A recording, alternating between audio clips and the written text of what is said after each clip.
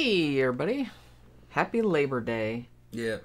I'm really, really sleepy. Yeah. We went out last night. Yeah. So we got to talk about this movie that we saw the other day. This is Fire in the Sky. From 1993. Yeah, the Travis Walton case. I remember when this movie came out, everybody really liked it. I saw it and really didn't see much in it at the time.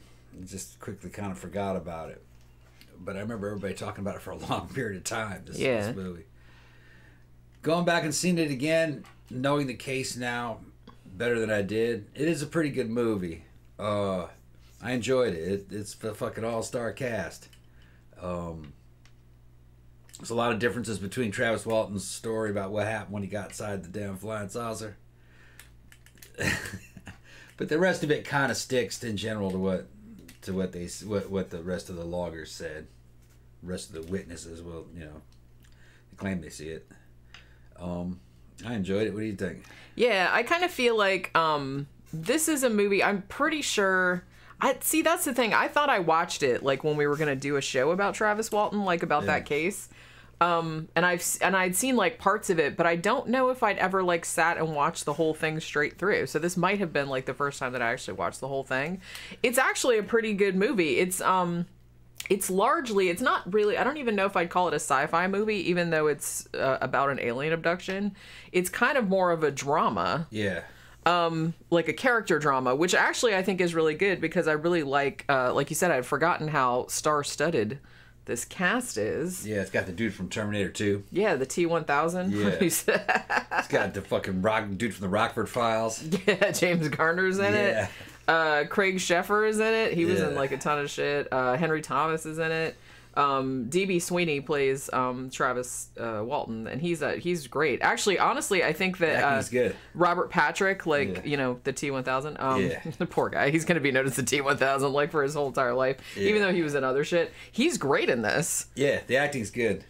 I think he's like really a highlight because, everybody got used to seeing it was like the T-1000, so it's like he's sort of like playing a cyborg or whatever, but he's actually really, really good in this. All practical effects. The effects are they were good for the time, they're kind of cool to see now.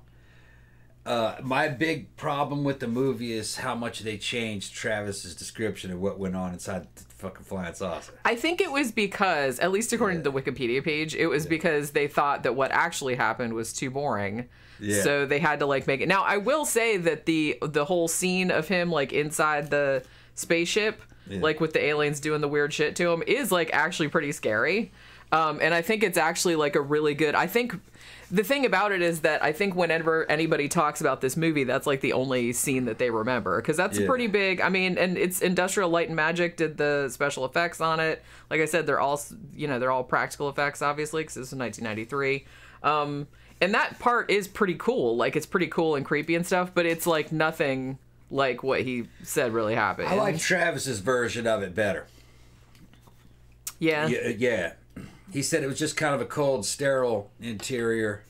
Actually, I said cold, sterile. Just a sterile, fucking mechanical interior, like a hospital room, bending corridors.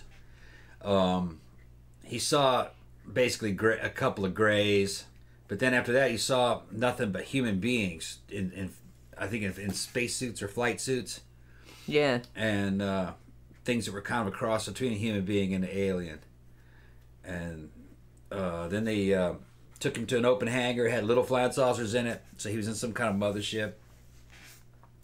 And then he couldn't really remember, so he was kind of like in a dreamlike state. He saw the control room that had all kinds of stars, and they would all converge down into one and then go back. It was like a holographic display.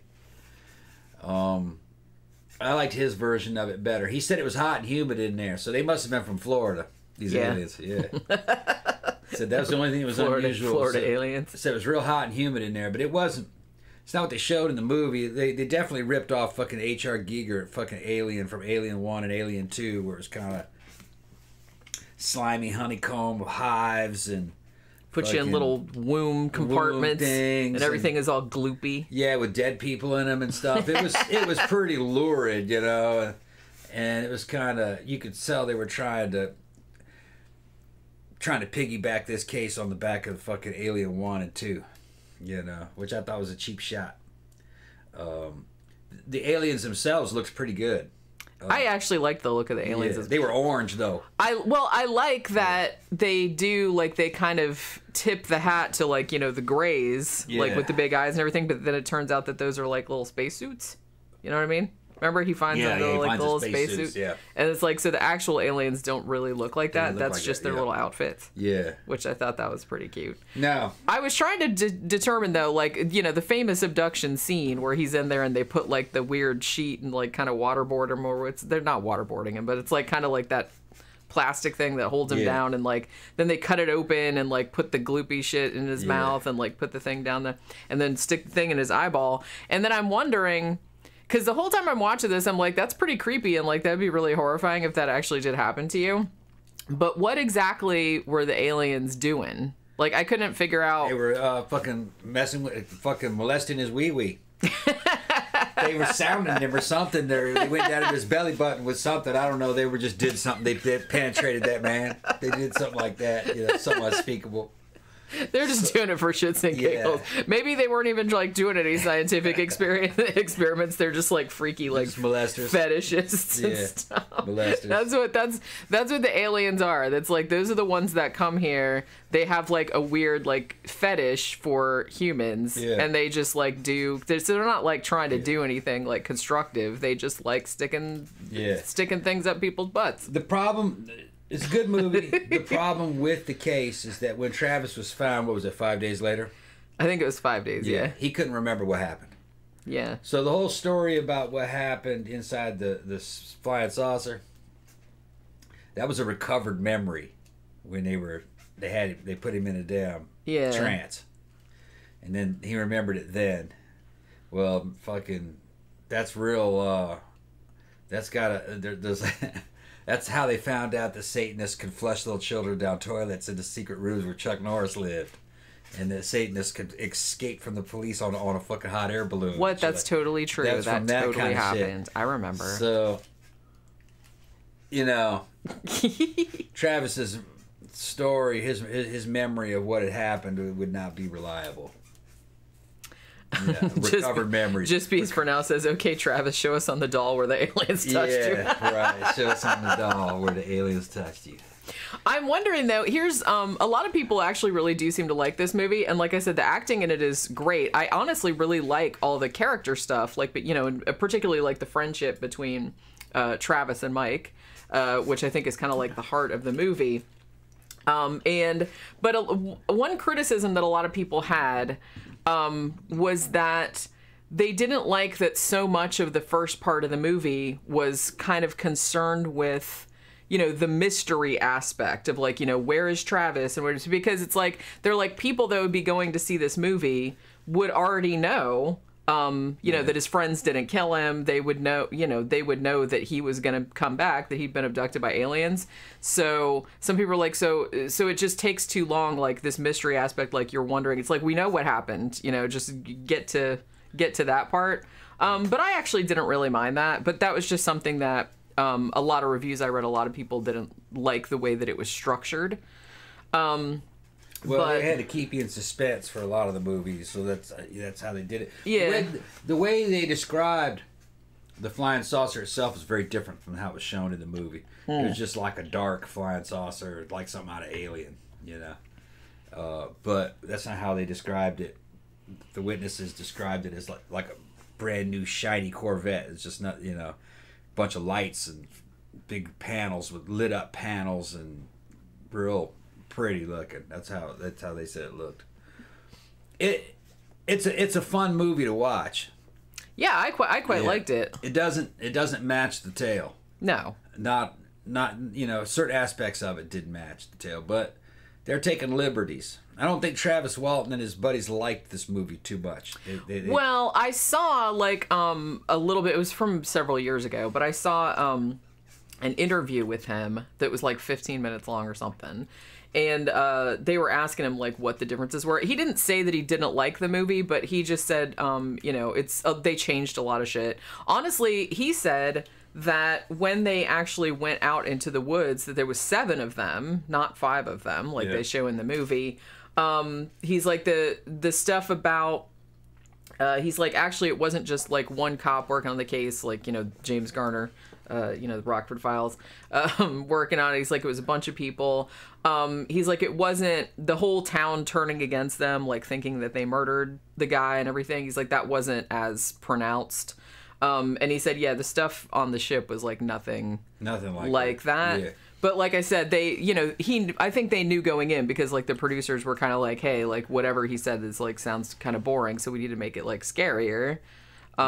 Which it was. Like I said, that scene is like actually really effective. I really like, you know, when he comes out of the womb thing and he's like floating around in zero gravity and stuff. That was actually pretty cool. I like that scene, but that's like nothing like he described. Yeah, I liked his version of the story. In case you guys don't know, how the story goes is they were out in a truck cutting down trees. They were all lumberjacks. Yeah, they're loggers. This was in Arizona in the 70s, 1975. Right. And it was getting late, and they were trying to drive back to the main roads, and they saw a light come over the horizon, look like a forest fire, and then what it really was is it was a flying saucer that was coming, and it fucking came and looked at the car, and everybody was tripping out on it, and Travis, his dumb ass, jumps out and starts running towards the flying saucer, waving his arms, you know.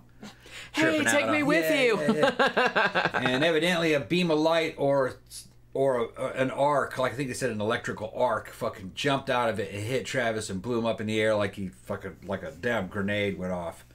And guys in the truck got scared and fucking bolted. Boom! They ran down the road, and then once they got once the fear subsided, they turned around to go see what had happened to Travis. And when they got back, the flying saucer was gone. So was Travis. 7 days later, Travis is fucking calling him from a damn payphone, and he can't remember where he was. All right, now Travis then goes underneath the damn hypnosis and gives all these fucking recovered memories. The ufologists get their hands on Travis. See, there's a big problem. Which they kind of show in the movie. They kind of show like two very aggressive UFO people like coming in there like, what was it? What did it look like? What did the aliens look like? And they're like sticking microphones in his face and stuff. Now, from what I remember of his tale, I haven't heard him tell the story in a long time. He just says what happened, and then I put two and two together, or you know, I interpreted what he said as this. He was laying on a damn operating table, and he opened his eyes. He came to, and they had some kind of a machine on him that somehow fixed him, and he knocked it off and got up off the table. And the door opened, and an alien walked in, and he saw it. It looked like a damn bug. He basically describes it gray. And then he throws something at it. He kind of like attacks it and threatens it, and it runs away. And then he runs out of the room and goes into another room and finds a chair, and it had all these damn holograms of stars, and on the armrest of one of the chairs there was some kind of control there, like a joystick, and he started hitting it, and all the stars were moving and converging into one. And he said, fuck it, I gotta get out of the ship. And he fucking runs out and goes down the hallway, and the hallway's curved, you know, because he's in like a saucer, and it's curved. You can't see very far around the corner. And eventually he runs into a dude I think is in a spacesuit. A human in a spacesuit. Was it Captain Kirk? No. Just said it was like a little human that didn't speak, but he kind of could understand what it wanted telepathically. It didn't talk to him. And it grabbed him and took him out of the flying saucer. And the flying saucer was in a damn hangar bay with a whole bunch of other ones. So they were working on him inside the scout ship, not on the mothership. That was kind of that's how I interpreted it. Maybe he wasn't in a little flying saucer, just thought he was. It's been a while since I've heard it. And he saw all the other little flying saucer scout ships in the mothership, and they put him into a room, and there was a bunch of other humans in there, humanoids that were in spacesuits, and they weren't talking to him, they were just looking at him, and that's like the last thing he remembered. So what you can surmise is, based on his story, he ran up to the flying saucer, they accidentally killed him. Yeah, something happened. An arc of electricity jumps out. So they felt responsible, so they beam him aboard and they bring him back to life. But it takes time, maybe 5 to 7 days, to bring him back to life. He attacked him when he saw him, so they used mind control on him, and he saw all the aliens as human beings after that, but they didn't speak. But he could kind of understand them telepathically. And then they calmed his ass down and evidently knocked him back out and then just dropped him off. Dropped him off at the gas station. Dropped that bitch off with a gas station with some coins in his pocket. So he can make a call. Although in the movie, he was naked. Yeah. So where did he get the coins from? That's not how. Yeah, no, that's not how it happened. Well, remember he was trying to call collect. Oh, yeah. He was trying to call collect.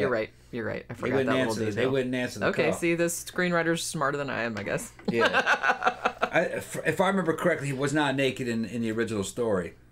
I didn't think he was either, but like I said, it seemed like I said, they do this a lot with, quote unquote, based on a true story type of stuff. Like I said, I don't know if this is a true story or not. But they always got to make it like sexier for the movie, so people will go see the movie. But yeah, he was like all. They did say. Now, did they not say like it was 5 days? Right? He was gone for 5 days or 7 days. I think something like that. I can't remember. Now, when they found him though, like, didn't they say he was like super dehydrated and stuff like that? That's what they said in the movie, but I don't know if they actually say. I don't know if that's actual part of the case. Yeah, see, in the movie they said that, but yeah, I don't know if like he hadn't drank anything for. I don't know if there's evidence of that from the actual case. Yeah, I'm not sure either. And then later on they give him some. While Travis was gone, they gave some lie detector tests to the other guys. They wanted to see whether they killed if they killed him or not, but they passed him. They passed the lie detector test evidently. That he got hurt by a flying saucer and disappeared. They believed it, evidently. Now, can you fool a lie detector? Yeah, evidently you can. I don't know how to do it, but they say it's possible. Could all 5 of them guys do it? I don't know. They say the guy who gave the test was reliable, but I don't know that either. I wasn't there. I don't know who that guy is. Now let's just speculate if this story is not true. What do you think they saw? Or I mean, if they were actually like telling the truth after what they saw, what do you think they saw if it wasn't an alien spacecraft? Yeah, I think that'd be the only option. You think? Yeah. You don't think it was just some kind of weird, like, maybe it was a fire or like some kind of weird electrical storm? Travis's body was gone. That's true. It took him. And he said that based on the story that he tells, they brought him back to life. Using some technology, which I don't see that as being impossible.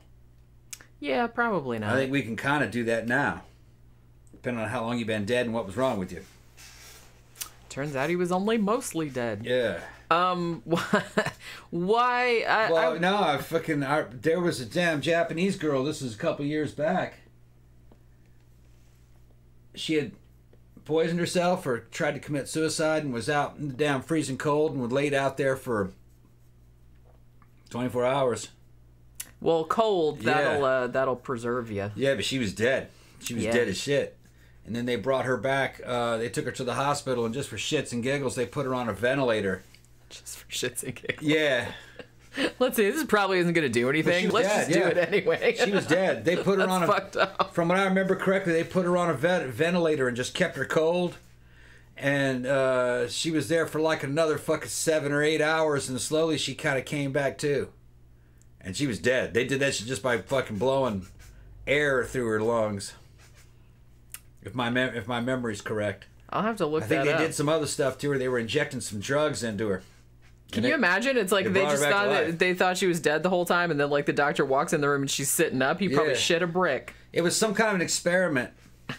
They found her. She fit the criteria of what the experiment was looking for.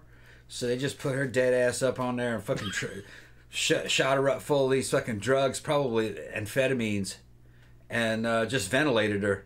And it took a long time, but she came back to life. Was she okay after? She didn't have brain damage or anything? No, evidently not. Weird, huh? Like I said, I have heard of people, like, I remember hearing one case, I think maybe it was a kid, and they had drowned in, like, some really, really cold water. Yeah. And they were under there for, like, a really long time, and they were dead, and then, but they were able to bring them back, and they didn't have any, but usually it has to be, like, super, super cold. Yeah. You know? Well, she wasn't frozen solid, but they said damn near.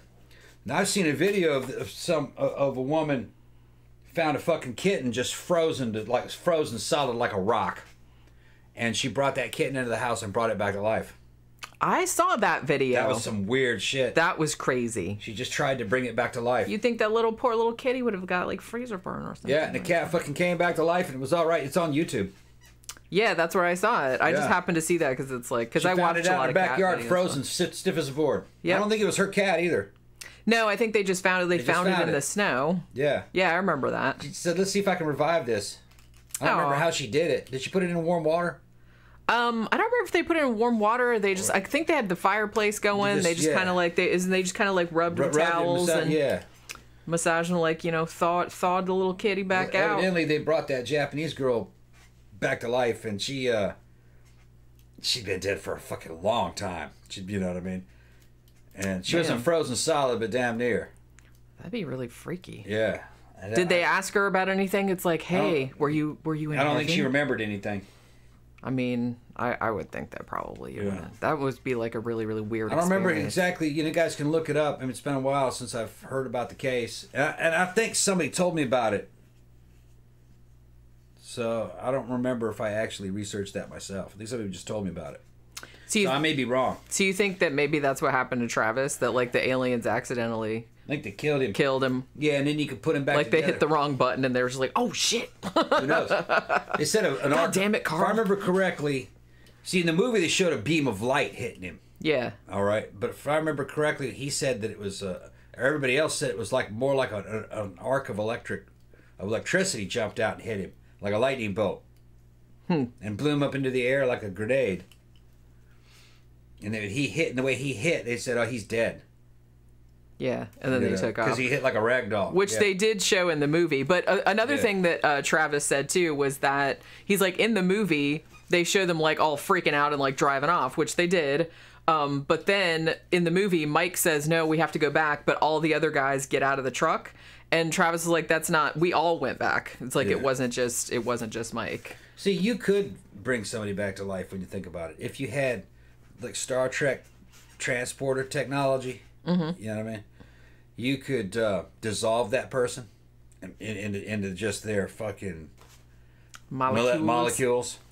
And then using a computer program, replace all the damaged parts, okay, with what your data files say the organs should look like. And then just fucking remolecularize. Remolecularize. You get old, you can't pronounce it. And then he comes back as a whole body. All right. Now it would be dead, but then you revive that. You got all the fucking biomechanics necessary to start respiration and circulation and all. You know what I mean? Like, you're not gonna revive a dude who's fucking applesauce. You know what I mean? You're gonna have him fucking together. You know. Applesauce, man. Yeah. He's just fucking, you're pouring him out like that. You know what I mean? Yeah, we'll bring you back. You know, you can't do that. Sorry, I just thought of a line from a Mystery Science Theater short. Can you identify this bucket full of your brother? Yeah, because he got hit by a train. The structure has to be sound, you know, and that's why, you know, zombies don't really make sense because they're rotten. The structure isn't sound. See, that right there is the giant plot hole. Right. So I can kind of imagine that aliens might be able to fix a body at the fucking molecular level. Yeah, maybe so. Just almost kind of like a 3D printing, but you do it with fucking like a transporter technology or something like that. You know, put them back together, and you now you have a good fresh dead body, and then you revive that. Nice fresh dead body. Yeah. Well, maybe he had rotten a little bit from a couple of hours or maybe a couple of days, but there might be enough data to go, no, we can put this back together, and we can fix it. Yeah, you beam it up, fix it, and then beam it back down. Fixed. Well, he wasn't entirely fixed because he was a little bit messed up from the experience. Yeah, he was messed up before. He was messed up before. That old redneck was messed up before. I don't. I believe it. I believe it was a hoax. They stayed on it for a long, long time, but I think they made up a story. Maybe they did. So it's more likely than. Is that you, Pokey? Yeah. It's more likely than the story that they told. Yeah. I think so. Well, what's more likely? Yeah. More likely that they made it up.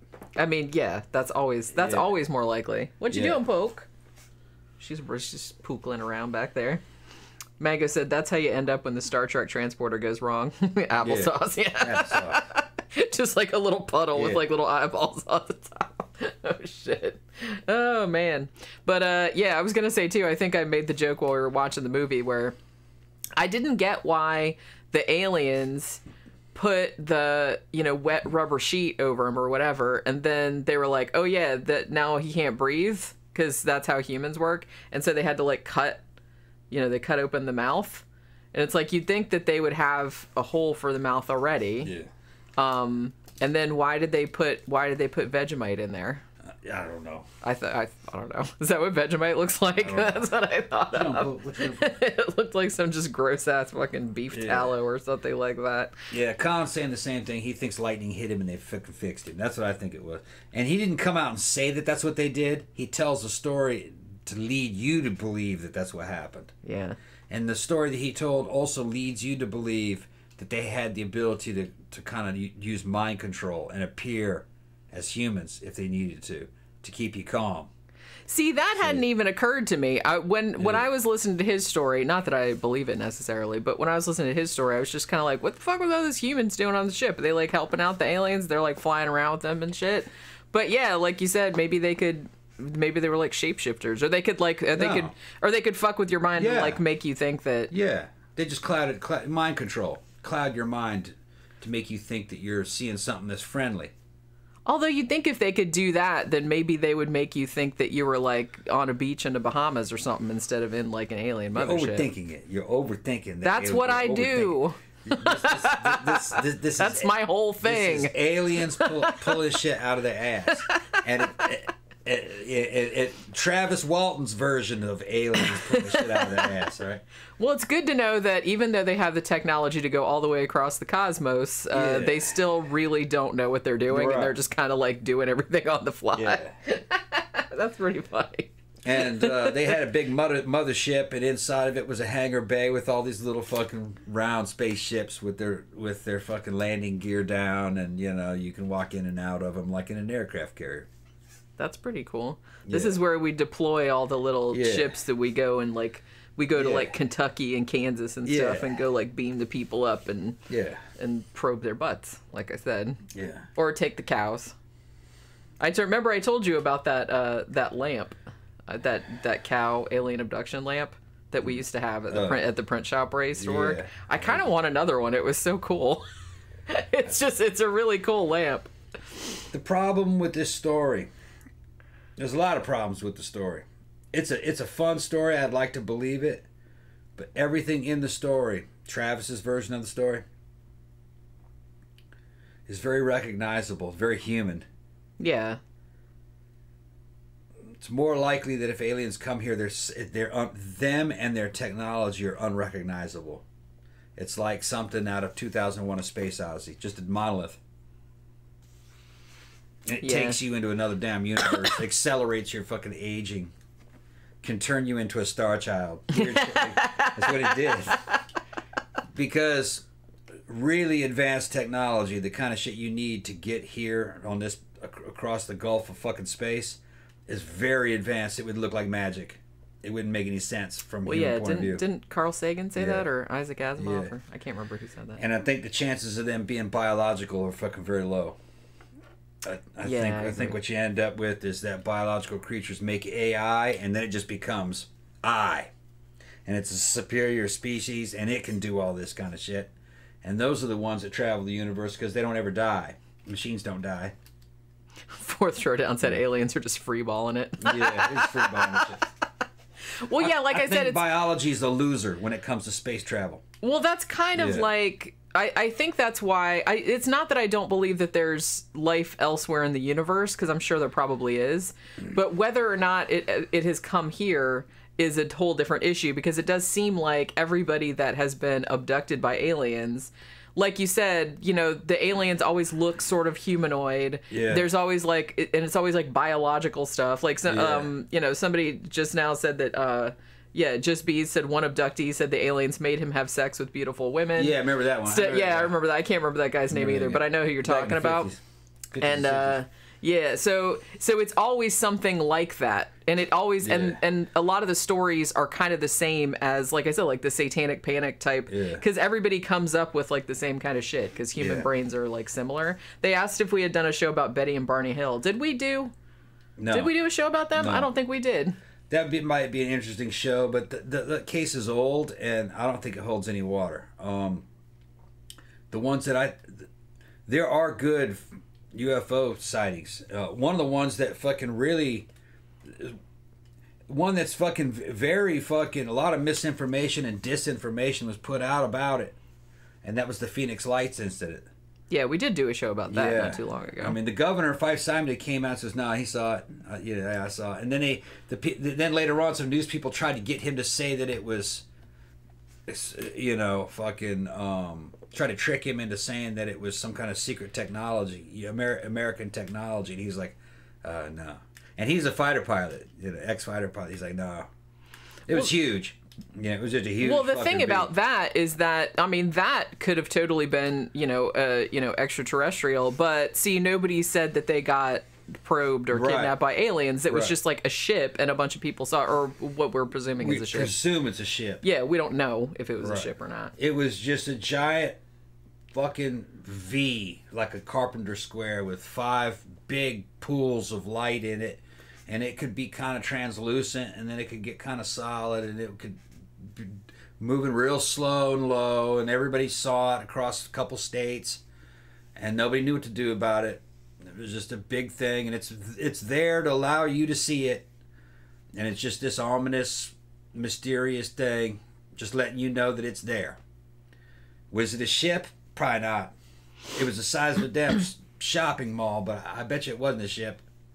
I bet you that's the alien. I bet you that's it. Maybe it. Maybe, like you said, it's kind of like the monolith. 2001, like the monolith. Yeah. It's the size of it. It's just that it's an intelligent, non-biological entity that can travel the stars, and it doesn't even have to move that fast because it doesn't age. But maybe it can move fast. Maybe it can... If it wants to. Maybe it can warp. Maybe it can fucking go through wormholes. Maybe it can just go through different dimensions. There's, it's something that we can't really grasp. That's how advanced it would be. And it just looks at people and goes, "Yeah, look at me. Look at you little things." And it doesn't really care. Look at you little things. Yeah. Running around down there. Yeah, and it probably doesn't really care. It's kind of like the space version of a whale. Just traveling around. Probably doesn't need to eat or anything.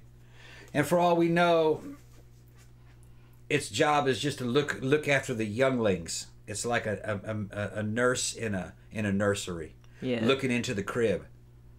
Yeah, seeing what those little bitty seeing what they're doing, people are up to. Right, and it's not like here for us. It's just going, yes, one day these things will grow and they will make robots and they will become artificial, and then they will have true intelligence, and, like us. Like me. This is where we come from. That's probably a lot more likely.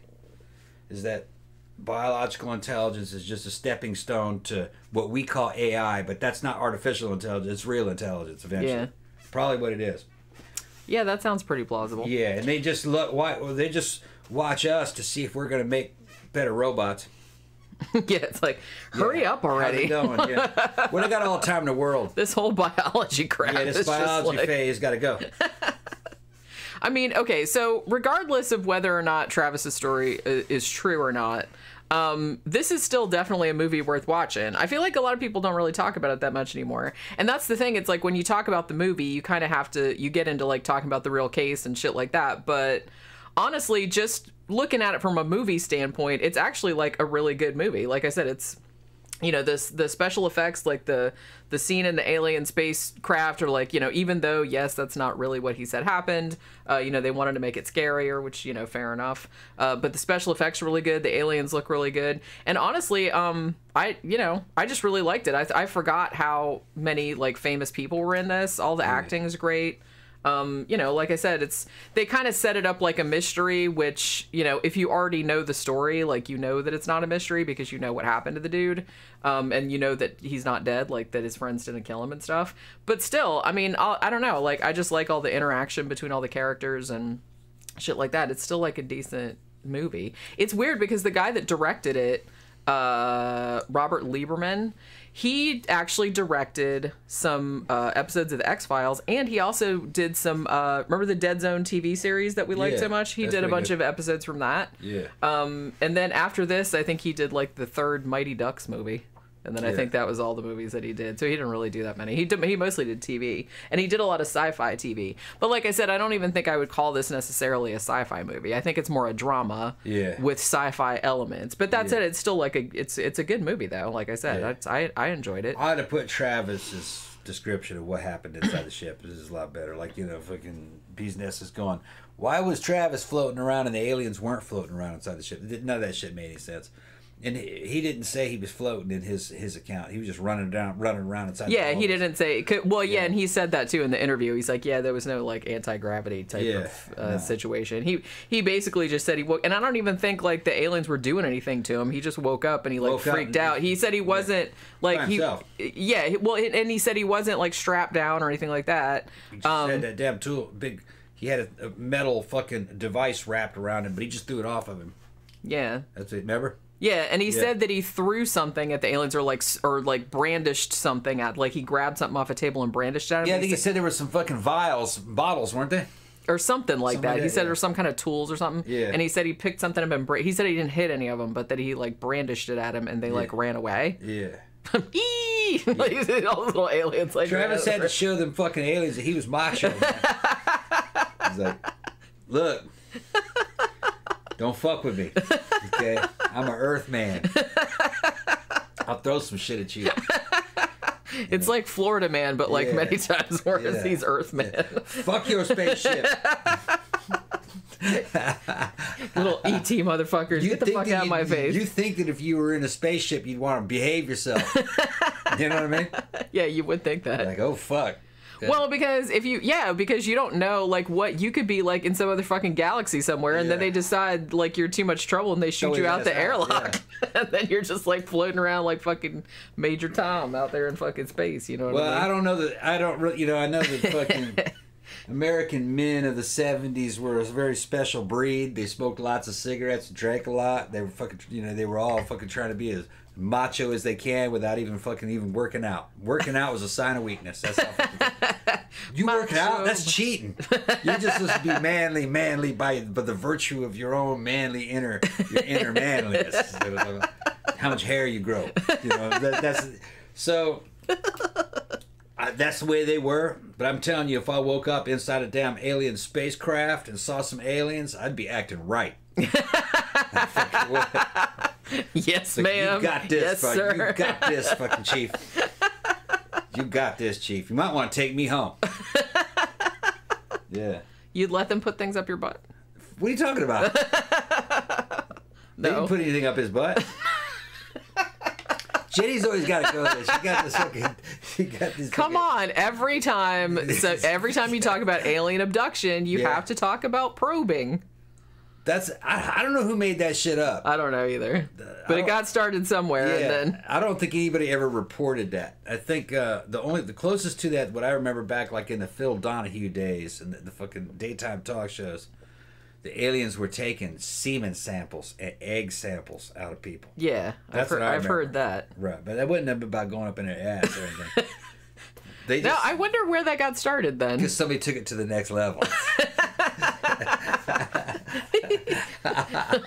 Pegged by an alien. Oh my god. Somebody has to take it to the next level. Going anal with the aliens. Alien anal. I'm sure there's I bet you $100 that there's a porno movie called that. Yeah, it stars Belladonna. anal aliens or whatever. Aliens in my ass. Well, wasn't she in My Ass is Haunted? Yeah, she's in all kinds of shit. Yeah, well, I know, but that's like my favorite porn title of all time. My Ass is Haunted. And she's retired now. And I'm pretty sure that Belladonna was in that. She's retired. I don't even remember what happens in that movie because it's like with a title like My Ass is Haunted. Yeah. I better see some like ghosts and shit flying out of there, but I don't think that happened. So I was kind of disappointed. Yeah. Oh my god. All right. So are we done? I need a nap. I need a fucking nap. Yeah. I'm getting like fucking. I'm so tired that I'm getting like loopy. Yeah. All right. So we'll be back tomorrow talking about another movie. We don't know which one yet because we haven't watched one. But we'll find something to watch tonight that we can talk about tomorrow. And, have a good Labor Day if you got the day off. Or if you got to work or whatever. Just have a good day all around. And we'll see you guys again tomorrow. So thanks for stopping by. Bye.